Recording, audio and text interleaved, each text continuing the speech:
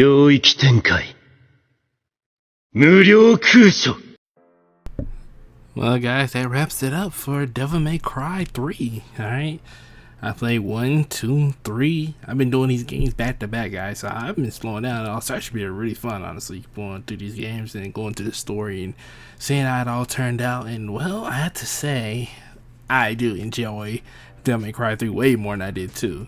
Mostly because of story. Story-wise, it was like, even gameplay-wise, honestly, it was more fun to play 3 than it was 2. 2 felt like it was supposed to build up off of 1, but didn't really do much with it. It was weird. I don't know. It was weird. It's a weird little scenario with 2. I don't know. Like, I don't know what happened with 2. 2 just felt like such a different direction. But then again, that's very funny saying that coming from 3, because 3 felt completely different. I still prefer the original voice actor, but they both do have their ups and downs. I like this voice actor because I don't hate this voice actor. I like this voice actor because he brings more personality to Dante. He's more around, you know, he's more cocky, he's more talkative, he's more whatever. Like, he really brings that side of Dante out. When it comes to the coolness factor, the voice actor for the first 2 games, he brought that out to Dante straight ore. I just gotta let you know, the straight ore, bro. He just been ore farming the entire time, bro. It's Prison Spectral here, and I gotta talk to you guys, man, because what you were listening to up to that point was basically me coming off of Devil May Cry 3 at the end. I had just played Devil May Cry 3 and, well, finished it, and I just put my thoughts out there. But honestly, I had to scrap a lot of that audio because, well, I didn't know that the game was a pre-sequel at the time. I genuinely went into the game didn't knowing it at all. I just played it, and it was like confusing for me. So like a lot of my thoughts were like not in a great place because it just didn't make a lot of sense of what I was saying, considering that I didn't have any context of it all. But when I got back and looked it over and everything, now it's making more sense. Like, okay, yeah, I now know. And yes, currently I've already played Devil May Cry 4. You guys are gonna get that really soon. So let's talk about it, man. Devil May Cry 3, man, the pre-sequel that basically tells the young days of Dante before the events of Devil May Cry 1. That was fun, a lot of fun. The fighting system was great. The different styles was definitely unique. A lot of different weapons. It was a lot of variety into that game that Devil May Cry 2 should have definitely had. So I don't understand where the hell went wrong with that. Like, it's crazy. It's honestly crazy how different those games are, bro. Cause it's like, man, I don't know what would happen, man. I don't know what went wrong with Devil May Cry 2 going into 3. You got young Dante coming into the scene, you know, going crazy. Like, you know, look, bro, inviting me to a battle. Why not? You just show, you know, just go fighting demons. Like, you get right into the action. And like, you really get to show how reckless and crazy Dante really was before his events of Devil May Cry 1. But honestly, when I get back, I kind of want to break it up a bit with the voice actors, because I'm going from one voice actor to the second voice actor to the third voice actor for Devil May Cry 3. And yes, technically, since I've already told you guys I have played Devil May Cry 4 all the way through, I have an entirely different video kind of set up for that, and I don't want to mention that. I don't want to bring that up for this video because honestly, I kind of have a whole nother video set up for that. So it's like, I don't want to say too much about Devil May Cry 4. So just keep it for 1, 2, and 3. Between the 3 voice actors, I think this voice actor for Devil May Cry 3 does really great young Dante. Like, he's amazing as a young Dante. I have more opinions on that whole voice acting situation for each voice actor for Dante, but it was really interesting for me to learn that there was 2 different voice actors for the first game and the second game and the third game. So they switched the voice actors a lot, but it made sense in the context of where the periods in which Dante was in his life, because in Devil May Cry 2, he's a little bit older than he was in Devil May Cry 1, but he's not that much older. I'm not sure how much time has passed. Maybe only been like 2 or 3 years maybe between the 2 games. I didn't look at the official like time step on how many years it is between Devil May Cry 1 and 2. And then you have Devil May Cry 3, which is basically a pre-sequel before Devil May Cry 1. So it's like, I'm not sure how many years that is before Devil May Cry 1, how many the events of Devil May Cry 3. No, yeah, 3 to 1. So it's like, I don't really know. I imagine it is quite a bit. I try not to look too much about this game because honestly, looking into it, I was actually spoiling myself by accident on some things on certain game. On the one, I can't remember which one it was. I think it was Devil May Cry 4. I spoiled myself accidentally because I had, after 3 and after I'd already done recording, after I'd done that at the end of Devil May Cry 3. I looked up to be sure, like, cause I'm like, it feels like a pre-sequel, but I wasn't entirely sure. So I looked into it, and this it led me down to a rabbit hole. I should never have went too far deep. Good thing I didn't spoil myself completely with Devil May Cry 4, but it did reveal some things I kinda didn't wish I knew at the time. But it is what it is to play the game, have fun. But like I said, but Devil May Cry 3 is a great game though. When it comes down between the 3 games, honestly, Devil May Cry 3 is superior. Like, that's just no doubt about it. Devil May Cry 1 is a fun game, don't get me wrong. It's obviously it's just a classic because it's the first game. Devil May Cry 2, I love the design for it a lot more. When it comes to like Dante's design, his outfit, I like Devil May Cry 2 a lot. Like, a lot more. Like, well, like I said, I'll try to keep it between those 3 games. I don't want to mention Devil May Cry 4 or 5. I don't want to bring those up just yet. Honestly, Devil May Cry 3 is a lot of fun. It's a really lot of fun. Like, the enemies in Devil May Cry 3 are much more interesting enemies than there are in Devil May Cry 2. Cause like in Devil May Cry 2, you fought against a like corrupted helicopter, corrupted tank, or it was like you fought against the orangutan. That was actually pretty fucking cool and very disturbing to see that, because gave me an irrational fear a little bit of orangutans. Cause that's like, man, that's like, imagine running into a demonic orangutan. That would be horrifying, guys. That's just be horrifying. There's no denying that. And then Devil May Cry Run, you had the spiders, and then you had the ghost. No, you had like the armor showing up and stuff like that. So honestly, it does make a lot of sense, because if you see it, we will see at the end of Devil May Cry 3 that Virgil stays in hell, and then he run up with Mundus. So basically, that's how he ended up in that little state he did in Devil May Cry 1. Man, I can imagine though, like, I'm going from that, when these games came out, I can only imagine how fucking confusing. I won't say it was very confusing, but kind of confusing it was, going from Devil May Cry 1, 2, and then it was like, you know, we're about to give you guys a sequel, a pre-sequel for Devil May Cry 3. So I know they had to be having people scratching their heads like, what the fuck? Like, we're going from the first game to the second game, we're going back. You know, it's not like it's unheard of for like games to do that, but for the 3rd installment, for that to be the one they choose to go back instead of it being like a whole nother spin off Devil May Cry and like calling it like Young Dante or something like that. But it is called Dante Awakening, so it's like, I guess it fits it, you know. And it is a fun game, so I mean, there's no knocking it. All right, you know, Devil May Cry 3 does what it sets out to do and show you that like the youthfulness of Dante and showing what his life was like before he even established Devil May Cry, and also what his relationship was like with his brother. Because like going into, if you play only Devil May Cry 1 and 2, you would think Dante didn't really like know his brother at all. Like, if you never played Devil May Cry 3, you just play 1 and 2, and that's exactly how it was for me, because I was like just going from Devil May Cry 1 and I went to 2, and I went straight to 3. So it was like he was young again, and in my mind I'm thinking, did they just reboot this? Because I'm generally going to be very, very angry if they just rebooted the shit and just decided to start all over. But it just didn't make sense for them to reboot it, considering that DMC is basically the reboot of Devil May Cry. That's a whole nother thing. I gotta get to that. But anyways, Devil May Cry 3 is still a great game, and the enemies are cool. The bosses are way better. The final enemy is way better. Like, everything about Devil May Cry 3 is just way better than 2. Like, I love Devil May Cry 2's design so much. That's what makes me so sad about it. I love the design for Devil May Cry 2. I love the Devil Trigger form.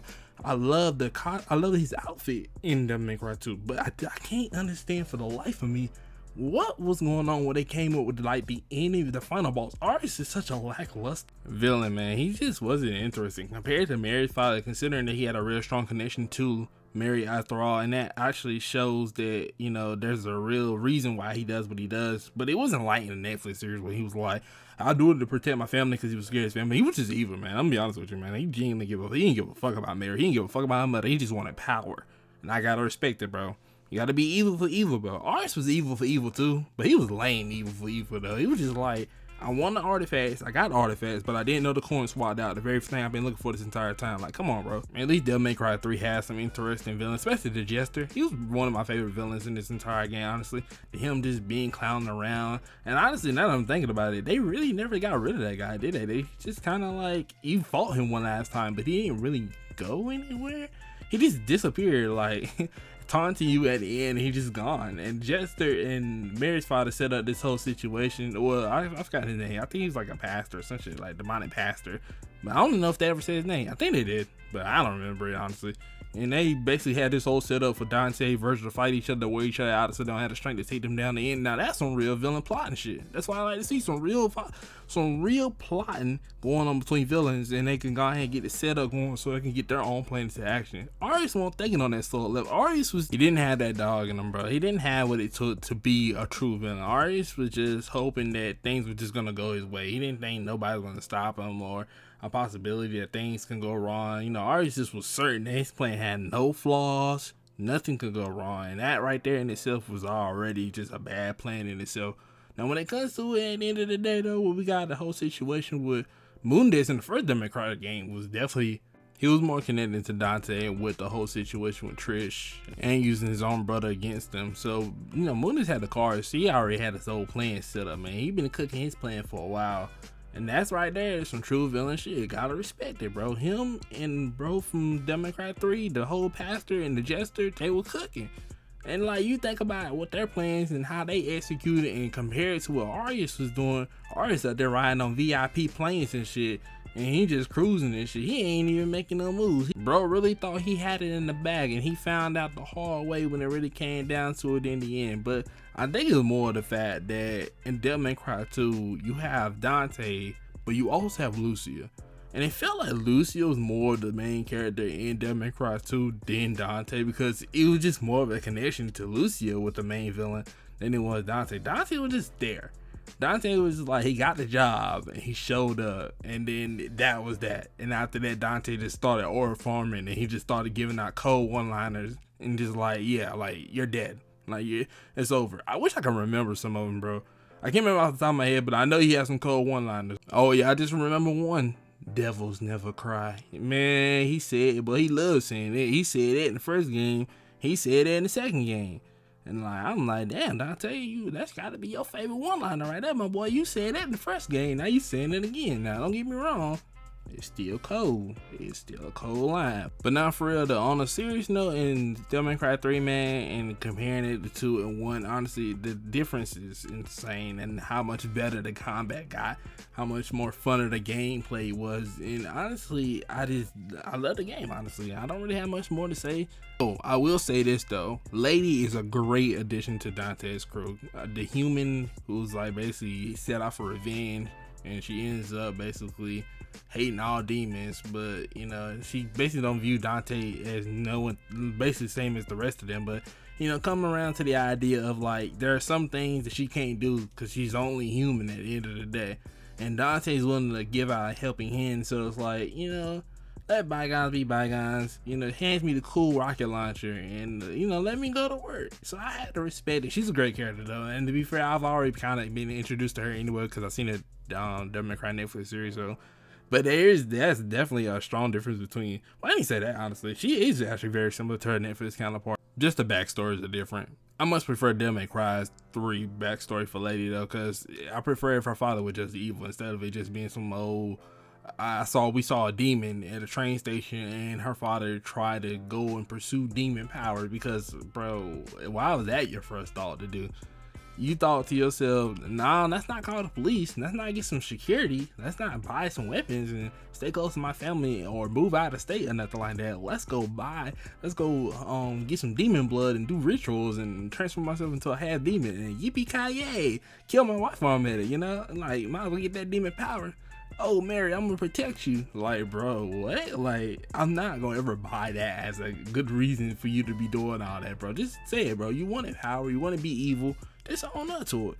And Devil May Cry 3, her father did that. He was just evil, bro. Should have put his ass down a long time ago. But I understand, though. It was her father. She still felt sympathy for him, even though she said she hated him.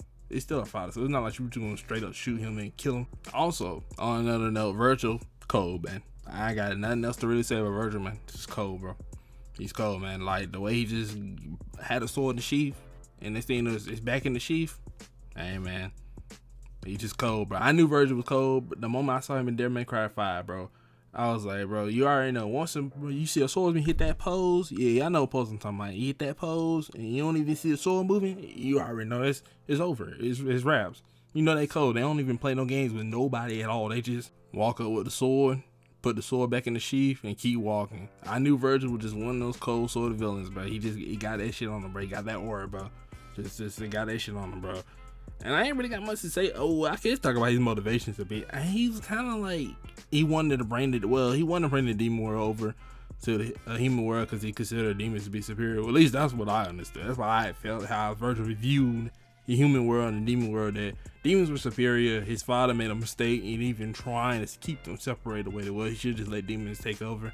And Virgil was just very hell bent on trying to achieve that. And I guess Virgil's ideal was to basically become the king of this new world because he's the son of Sparta, but I'm just my perspective on the whole situation. But other than that, bro, he's still a cold ass character. He's still a cool ass character. So also love that there's more than one big evil villain at the end, because the way they portrayed it in Devil May Cry 3, like Virgil was the person who was gonna end up being the big bad villain at the end. Well, technically he did end up being the last villain you fight against, but you know, it did have some other people who played a bigger role than you thought, because when you saw him kill the demon pastor, you thought that was the end of him, but he came back and it was like, I got a sword of Sparta, I got the power, and I can take over the world.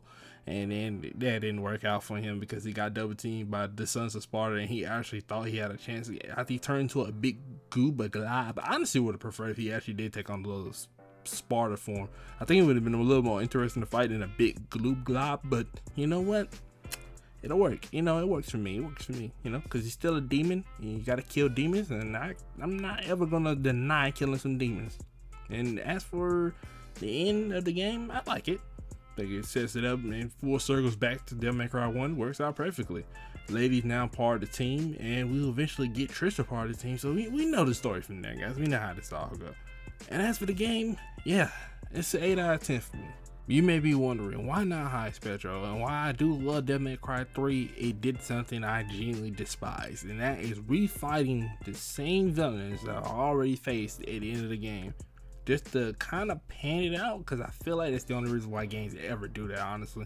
They make you fight every boss again at the end before you get to the final boss, and that is why it's an 8 out of 10, because it may seem petty to some of you guys, but I don't like it. I'd rather it just being something different entirely. Whether it been a pre-final boss or whatever they gotta do, bro. I don't like being forced to fight the same boss. And I mean, not just one boss, every fucking boss in the game again is crazy. Yeah, it's as simple as that, guys. I don't like it. I don't like when games make you do that. I see it's pointless, honestly. There's really no point for me to fight every single boss again. I know all their moves at this point. Why are you making me fight every single boss again before I can get to the final boss? That shit seems like you just panning out the game so I don't reach the final boss so quickly. I guess I'm not gonna knock it. Maybe a lot of games did it back in the day. I can't recall it too much of many games I played that did it. I have done it before and experienced it before, don't get me wrong, but it's like I don't like it. I never had liked it, but and it was the early 2000s game, so it was just one of those cases. Other than that, I love the game, honestly. My favorite out of the trilogy, so it's probably gonna be like third game first, the first game second, and the second at the bottom, which is really sad because I really do. It's got my favorite designs of all the Devil May Cry games when it comes to the outfits of Dante and his Devil Trigger form, and yeah. So it honestly makes me a little sad that I had to rank it like that, but it's the truth, guys. It's just, I mean, overall quality games, Devil May Cry 3 is just superior on top. So up next is Devil May Cry 4, and well, as I'm recording this, that's already done for me, but you guys will see it very soon. All right, very, very soon. And with all that being said, folks, thanks for watching. Now we got to do a video, like video, so outside the video, tell me what you think on the below. I'm Spectro. I hope you guys have a great day. And what are your thoughts about Devil May Cry 3? And how do you feel going from Devil May Cry 2 to 3? What was your perspective of that? Like, I'm honestly kind of curious. Like, which Devil May Cry game did you guys play first? Tell me what was your first Devil May Cry game down in the comment section below, because I'm curious. Because mine was Devil May Cry 5, and I feel like I'm maybe not the only one who went out of order. Maybe.